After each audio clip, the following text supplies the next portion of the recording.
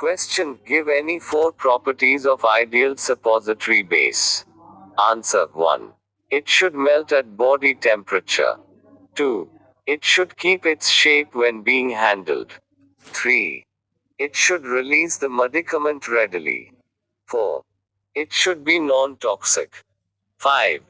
It should be stable on storage. 6. It should be compatible with large number of drugs.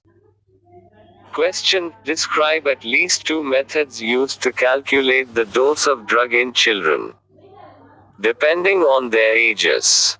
Answer. 1.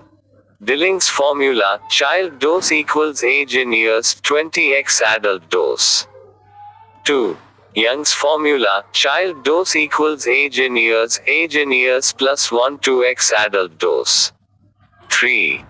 Fred's formula, child dose equals age in month 150x adult dose. Question. Translate the following Latin terms in English. Answer. 1. Gentaculum breakfast. 2. Ceopus sit whenever necessary. 3.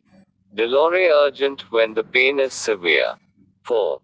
Cochlear ampullum 1 tablespoonful.